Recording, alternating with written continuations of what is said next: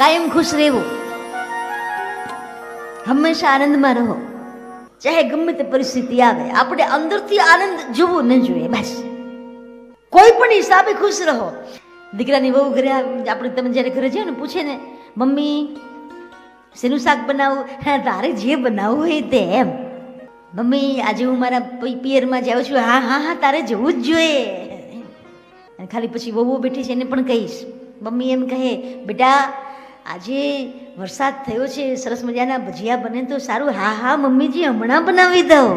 આ બે બાજુ હોવું જોઈએ. તમે જુઓ કેટલી સરસ મજાની જિંદગી જાય.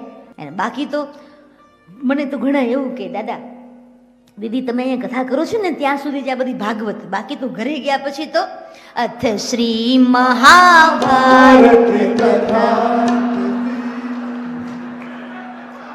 જો ખુશ રહેવાનું, આનંદમાં રહેવાનું, અંદરથી ખુશ હોવા જોઈએ આપણે. બસ. અને અંદરથી ખુશ કોણ રહી શકે?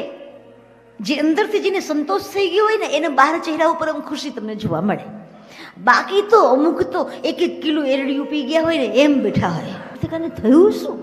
આમાં ઉદાસ જ હોય. ગમે ત્યારે તમે જોવા મોઢું લટકેલું જ હોય. આપણે કે કેમ છે? એમ ને એમ. આપણે કે ખાધું? ખાધું. એટલે એમ ખુશ રહેવું, આનંદમાં રહેવું. બસ. તો એવું જીવન જીવો ને, આનંદથી જીવન જીવો.